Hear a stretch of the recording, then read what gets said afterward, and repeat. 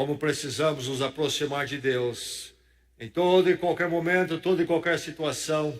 Isto não é só comigo e com você, é a necessidade de todo ser humano, a necessidade de todo o povo de Deus, foi a necessidade do povo de Deus no Velho Testamento, séculos antes de Cristo. Encontramos isto manifesto particularmente no livro de Salmos, orações, cânticos do povo buscando o seu Deus, se aproximando dele, reconhecendo quem ele é e que sem ele eles nada seriam, na dor, no sofrimento, no desafio, na alegria. Vamos continuar pensando no livro de Salmos desta noite, aproximando-se de Deus. Salmo 90 é o salmo para o seu coração, para a sua vida nesta noite. Salmo número 90. Antes de lermos o Salmo 90, para a nossa reflexão, para a bênção do nosso coração, na reflexão desta noite, vamos recordar o Salmo 117, o menor dos salmos, e o salmo que nos lembra de que nós vivemos para louvar ao Senhor e louvá-lo e reconhecê-lo em todo e qualquer caminho e circunstância. É o sentido da vida, é a razão da vida. Vamos proclamar juntos este salmo, vamos ministrar uns aos outros este salmo em voz uníssona, alta. Vamos juntos, então. Louvem o Senhor todas as nações, exaltem-no todos os povos, porque imenso é o seu amor leal por nós, e a fidelidade do Senhor dura para sempre. Aleluia. Salmo 90. Salmo 90, a palavra de Deus para o seu coração. Abra o coração para a palavra desse momento. Assim diz a palavra: Senhor, Tu és o nosso refúgio, sempre, de geração em geração. Antes de nascerem os montes e de criares a terra e o mundo, de eternidade a eternidade, Tu és Deus. Fazes os homens voltarem ao pó, dizendo: retornem ao pó, seres humanos. De fato, 1000 anos para Ti são como o dia de ontem que passou, como as horas da noite. Como uma correnteza, Tu arrasta os homens, são breves, como o sono, são como a relva que brota ao amanhecer, germina e brota pela manhã, mas à tarde murcha e seca. Somos consumidos pela Tua ira e aterrorizados pelo Teu furor. Conheces as nossas iniquidades, não escapam os nossos pecados secretos à luz da Tua presença. Todos os nossos dias passam debaixo do Teu furor, vão-se como um murmúrio. Os anos de nossa vida chegam a 70 ou a 80 para os que têm maior vigor. Entretanto, são anos difíceis e cheios de sofrimento, pois a vida passa depressa e nós voamos. Quem conhece o poder da Tua ira? Pois o Teu furor é tão grande como o temor que Te é devido. Ensina-nos a contar os nossos dias, para que o nosso coração alcance sabedoria. Volta-te, Senhor, até quando será assim? Tem compaixão dos Teus servos. Satisfaze-nos pela manhã com o Teu amor leal, e todos os nossos dias cantaremos felizes. Dá-nos alegria pelo tempo que nos afligiste, pelos anos em que tanto sofremos. Sejam manifestos os Teus feitos aos Teus servos, e aos filhos deles o Teu esplendor. Esteja sobre nós a bondade do nosso Deus soberano. Consolida para nós a obra de nossas mãos, consolida a obra de nossas mãos.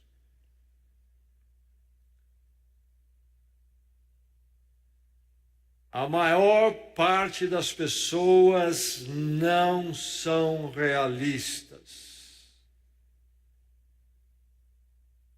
Você diria, bem, concordo em parte, porque eu creio que há algumas pessoas realistas, há também aquelas que não são. Sim, eu conheço algumas, percebo, mas não são todas, nem maioria. Eu reafirmo que a maior parte das pessoas não são realistas. É verdade que as pessoas podem ser um pouco mais realistas das suas vidas com os aspectos particulares e momentâneos e facetas da vida, mas sobre a vida, a maior parte das pessoas não são realistas. As pessoas pensam em viver o dia de hoje, em viver de uma forma como se os dias nunca fossem se esgotar. Se as pessoas fossem realistas em relação à vida, elas não viveriam da forma que vivem. Se as pessoas fossem realistas em relação à vida, elas teriam uma atitude diferente para com o próximo, para com elas mesmas e para com Deus. Porque elas não são realistas, é que elas tomam as posições que tomam sobre a sua própria pessoa, sobre os outros e sobre Deus. Este salmo é um salmo que nos chama à sensatez, à lucidez de olharmos a vida e o nosso ser, então, dentro dela, no seu todo, e isto de uma forma realista.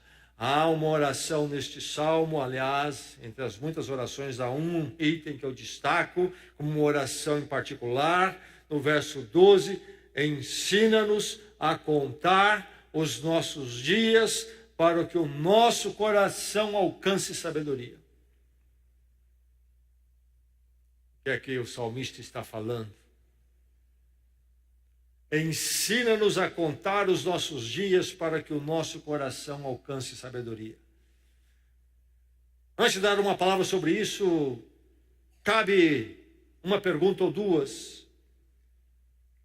Você conta os seus dias?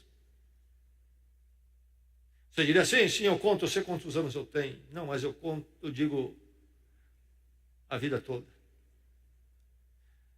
E mais, mesmo contando o que já se foi, como é que você conta? Como é que você conta? Aniversários vêm, então tantos anos, mais um, mais dois. Como que você conta? Como que é cada dia para você? Veja o pedido e a oração. Ensina-nos a contar. O salmista assume o quê? O salmista declara o quê? Que as pessoas não sabem contar. Você sabe?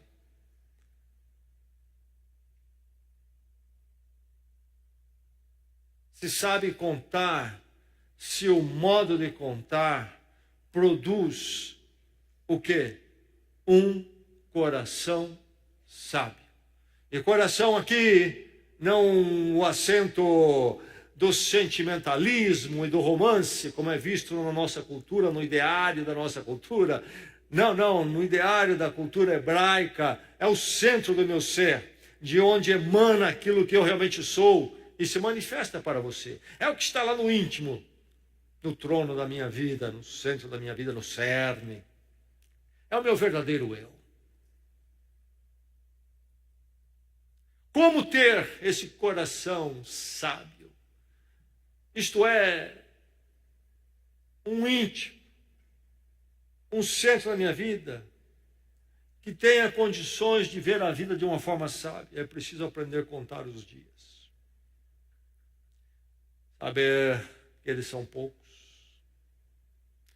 bem poucos, e que cada um é uma dádiva de Deus.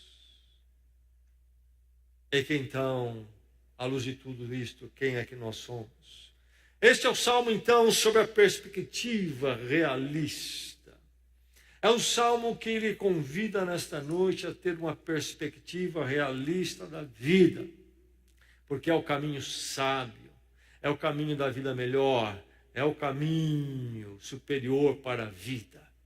Não ter a perspectiva realista, esta perspectiva sábia, realista no seu todo, como o Salmo canta, é uma vida inferior, não importa quantas distrações, brinquedos paliativos que o ser humano encontre para empurrar o seu dia a dia.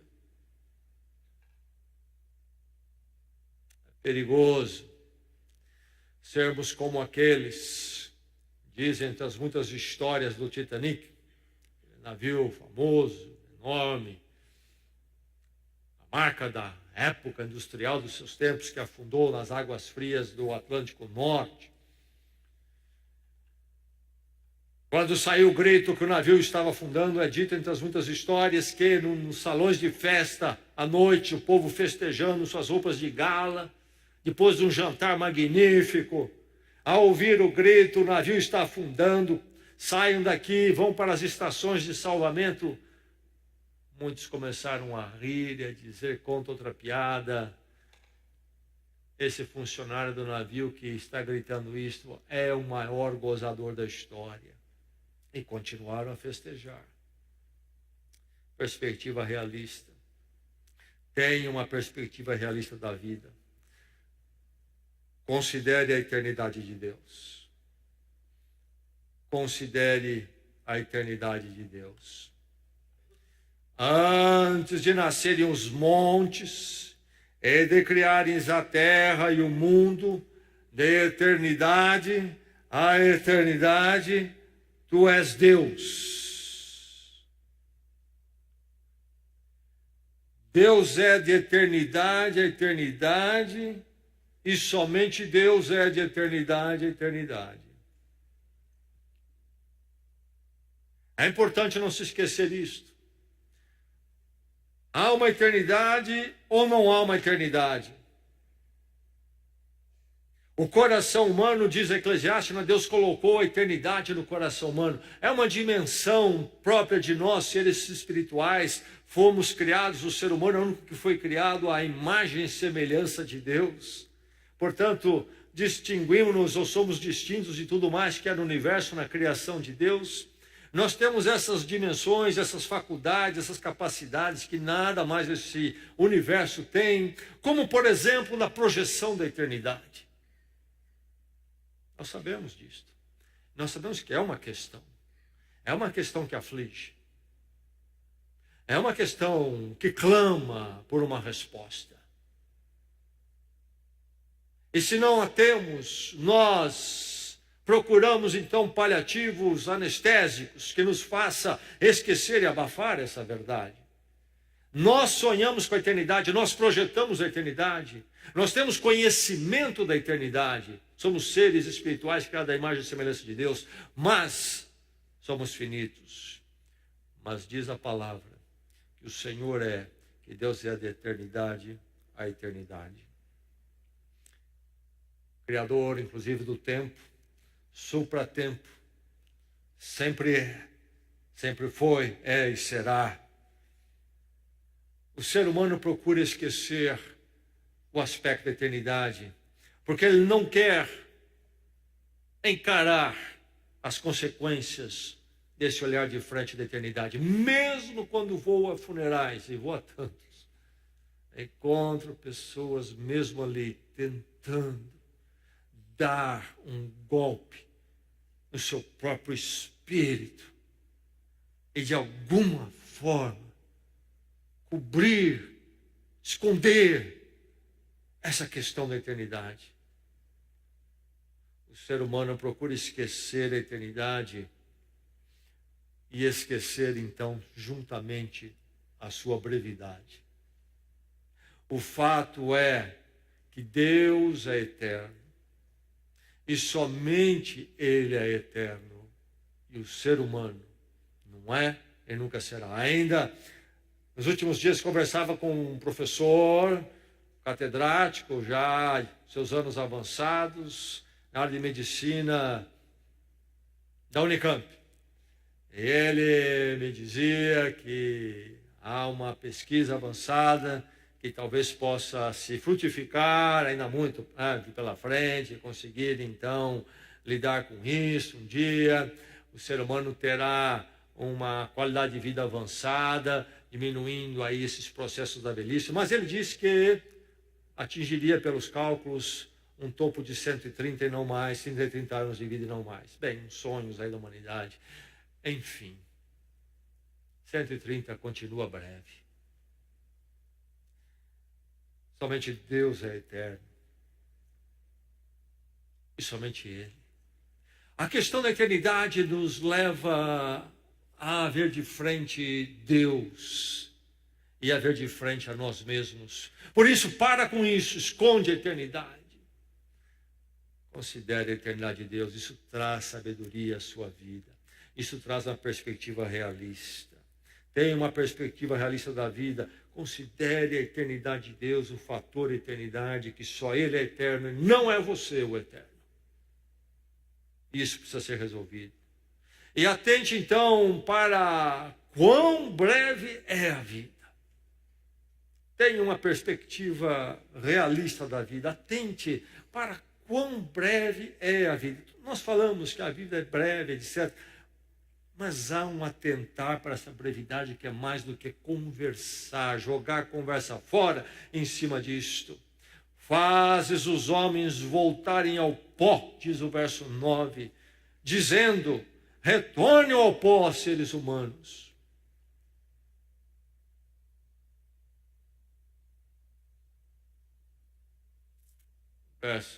Parte do verso 5, verso 6, falando das nossas vidas. São breves como o sono. São como a relva que brota ao amanhecer, germina e brota pela manhã, mas à tarde murcha e seca. Que metáforas, que figuras para nos despertar neste sono tolo. É como sono nas nossas vidas, breves como sono.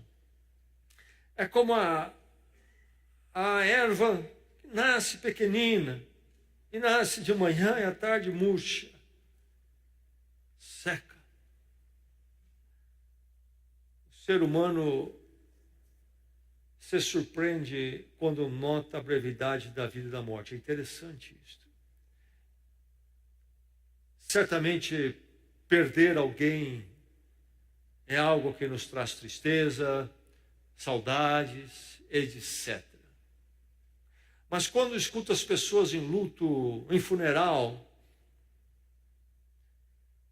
me surpreende que as pessoas estão surpresas que a morte chegou. Como se ela não viria. E resolveu mudar de ideia e veio. Nunca deveria ficar surpresos. Fulano morreu? Morreu. Que surpresa. Ele morreu mesmo. Morreu. Retornem ao pó, seres humanos. Desde a queda do ser humano está estabelecido esse fato. Como é que nós nos surpreendemos? Até quando vamos surpreender? Até quando surpreender que a vida é breve como um sono? Até quando vamos viver numa folia, numa alegria, que não considera a perspectiva realista da vida, não há sabedoria, e longe de Deus, da eternidade de Deus, da questão da eternidade, pensamos que vamos estar aí para sempre, e quem está à nossa volta estará aí para sempre, e que nós todos estaremos para sempre.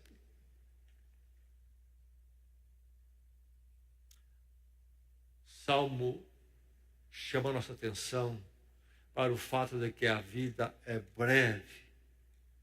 Sim, mas ele faz mais do que isso. O Salmo chama a sua atenção para o fato de que a vida é muito breve. Muito breve. E não há sabedoria, não há perspectiva realista enquanto nós não atentarmos para isso. Não somente é breve, mas é muito breve, é breve demais. As pessoas brincam com isso.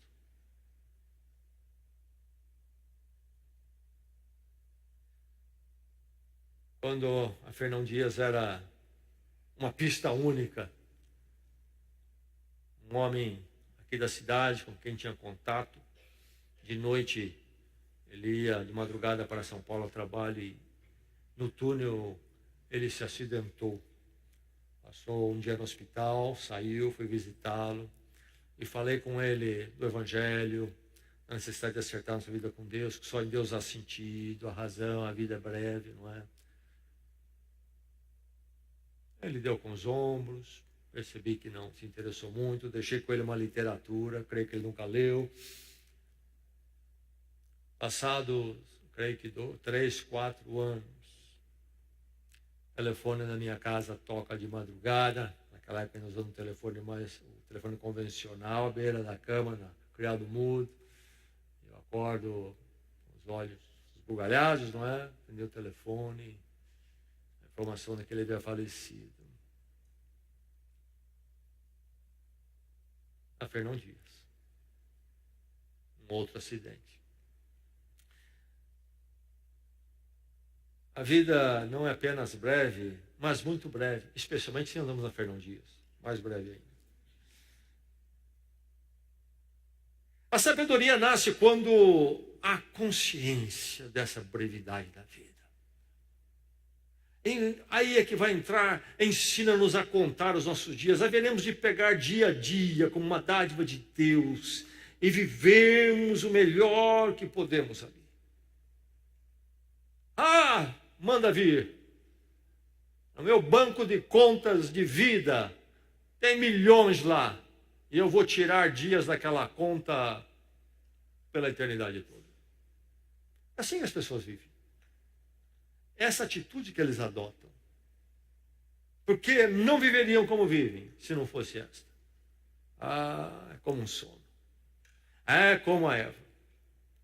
Atente para quão breve é a vida. A humildade vem com a consciência da brevidade.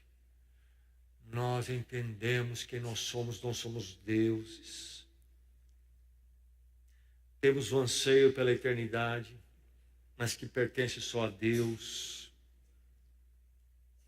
Temos o anseio, mas não temos a eternidade em nós. Isso nos leva a uma posição muito humilde. Se os seres humanos tivessem isto, não viveriam como vivem. E aí nós vemos que somente com Deus é que a conta fecha. É que o quebra-cabeça se harmoniza. Porque a vida é muito breve. Na juventude pensamos que é para sempre. Não é. Tenha uma perspectiva realista da vida. Qual é a sua perspectiva? Sim, atente para a brevidade da vida, a eternidade de Deus, mas também discirna a indigna condição humana. Somos consumidos pela tua ira, aterrorizados pelo teu furor. Debate-se sobre a época deste salmo. Volta do 6º século antes de Cristo, Israel foi levado ao exílio. E lá estavam eles naquela luta, de aguardando como exilados. E alguns pensam que era um salmo desta época. Mas há um título nesse salmo, um título antigo, histórico, desde o tempo do Velho Testamento, antes de Cristo, que diz que é um salmo de Moisés. E eruditos, então, pensam que tudo indica ser de Moisés esse salmo. E se seria o texto das Escrituras Sagradas, provavelmente o texto mais antigo que nós temos, mais antigo em termos de quando foi escrito. Dependendo do que se pensa de Jó, possivelmente Jó poderia ser o mais antigo, no livro de Jó. Aí tem um debate dos eruditos, linguistas, mas este salmo possivelmente é de Moisés, e ele teria escrito isso quando? O povo de Israel, sob a direção de Moisés, conforme Deus estabeleceu, chamou Moisés para isto, o povo de Israel, sob a liderança de Moisés, é liberto da escravidão no Egito, escravidão política e social, onde estavam debaixo de opressão. São libertos. Libertos para então irem para uma terra que Deus daria a eles, chamada Terra Prometida. região onde Israel, o novo Israel, o Estado de Israel atual está. Saem do Egito e passam pelo deserto para chegar à terra prometida. Porém, o povo liberto do Egito entra em contendas com Deus, e Deus então os leva para peregrinar por muitos anos no deserto, até que entre a terra prometida. Poderiam ter entrado na terra prometida, saindo do Egito, em poucos meses, se acaba virando anos, porque Deus precisa trabalhar aquele povo. Mesmo liberto, tem muitos desacertos com Deus. São anos longos, difíceis, debaixo da liderança de Moisés. 40 anos, Moisés liderando este povo no deserto, montando acampamento, milhões de pessoas desacampando, marchando, assim. Muitos morrendo naquela peregrinação, momentos mais difíceis. Então este salmo seria um salmo desta época, quando a perspectiva realista é muito forte da vida. Sabe? Muito das coisas que estão no ar, debatendo, ideias novas, esquisitas que estão aí, são diversas. Tudo isso sumiria se viesse um tempo muito difícil. Por exemplo, uma guerra. O ser humano, se achando mais confortável, começa a ter tempo para certos voos sem nexos e muito tolos. Mas aqui está Israel, num momento em que Deus os leva para trabalhar eles. Como é que é esse momento que Deus os leva para trabalhar o coração deles? Uma peregrinação desafiadora. E como esses desertos realmente trabalham o nosso coração, a nossa vida, na verdade. Nos traz de volta à terra a realidade espiritual de quem somos.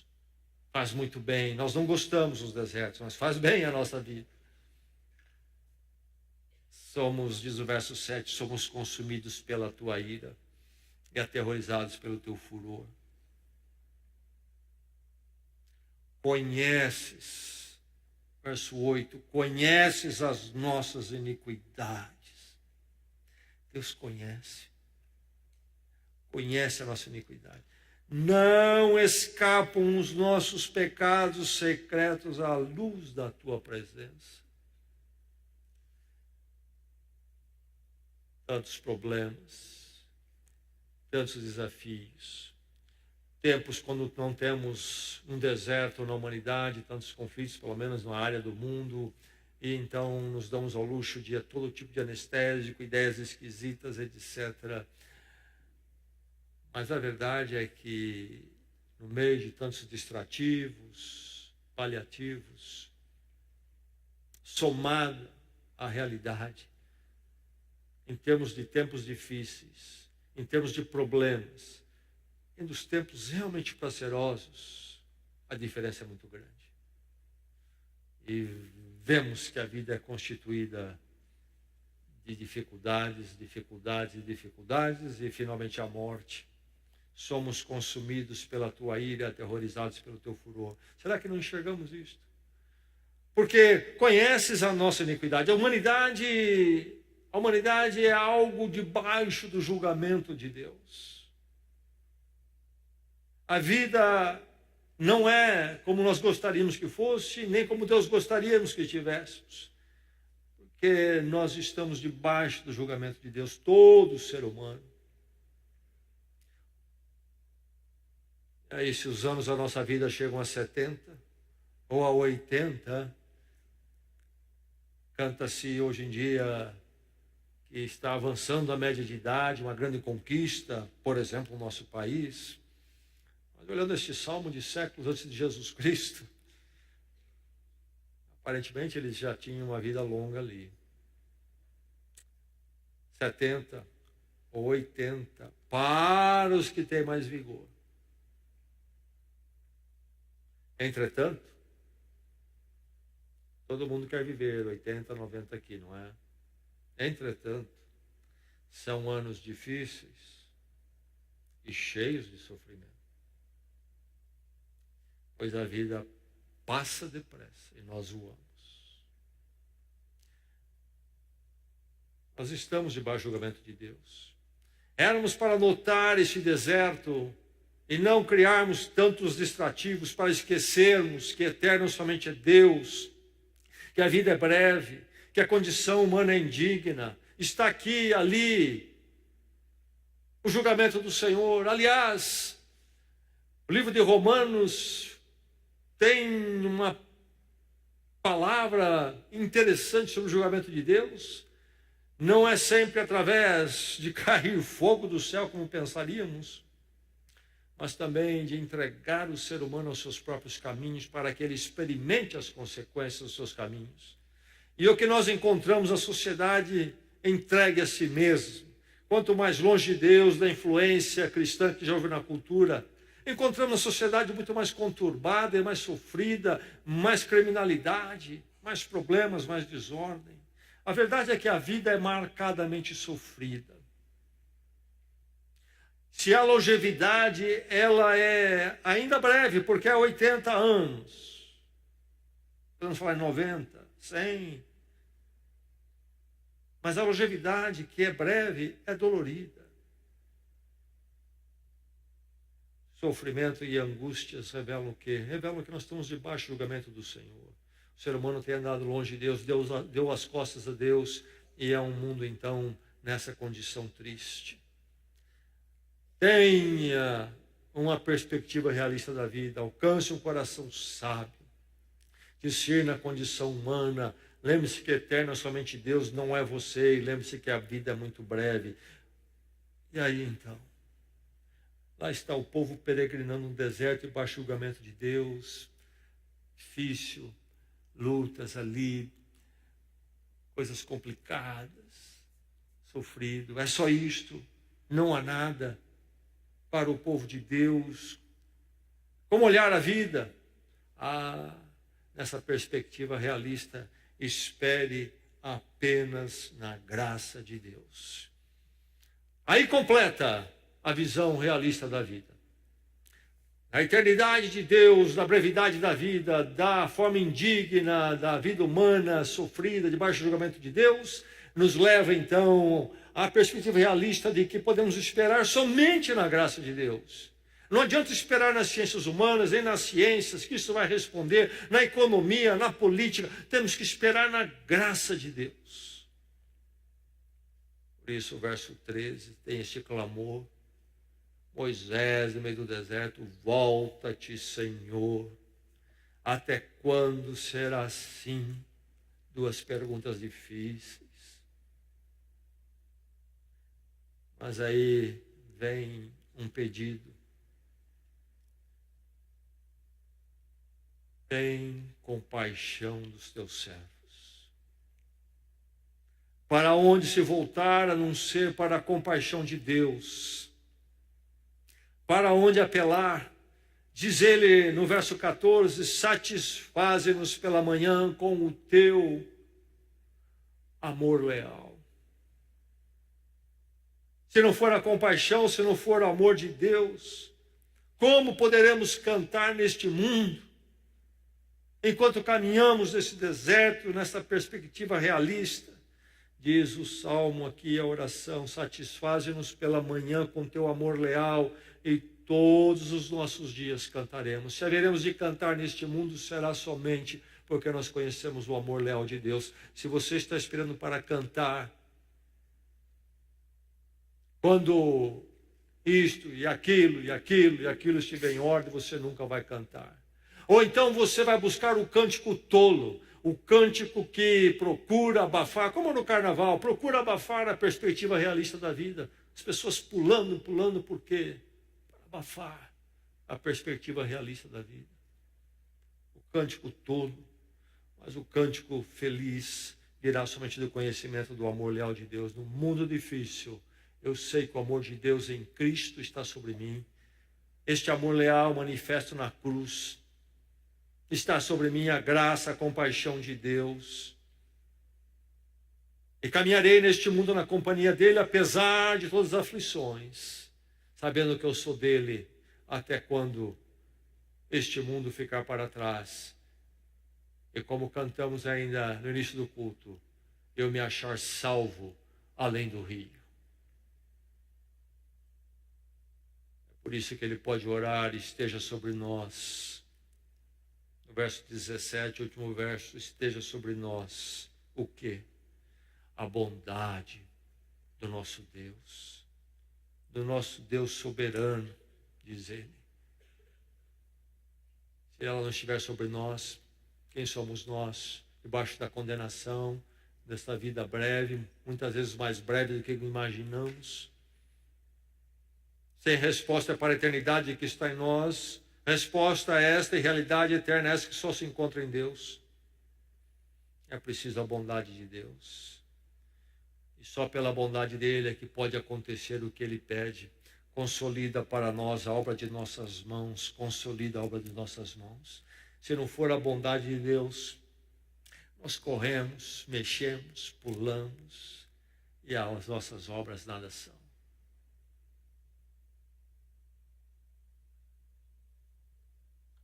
É preciso buscar a graça como a única sensatez, a graça de Deus, a graça em Cristo.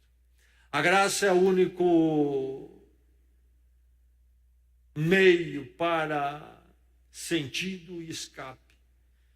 E a graça, então, que nos sustenta através dos sofrimentos deste mundo, a brevidade da vida.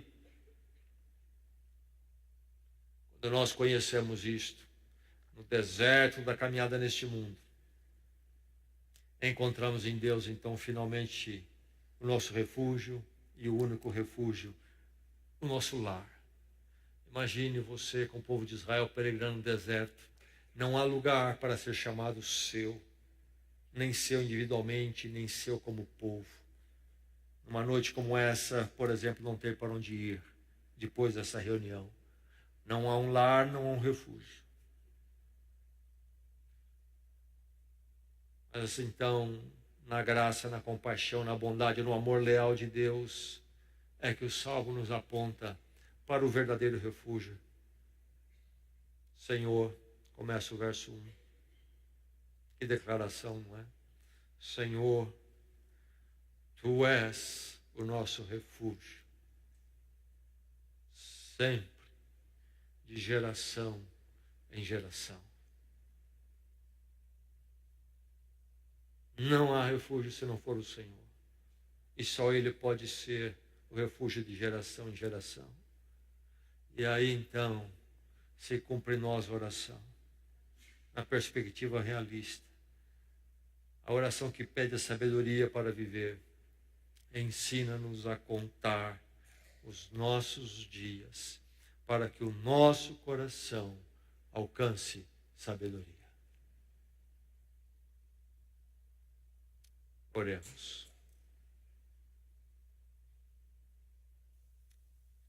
Coloque-se em pé em oração.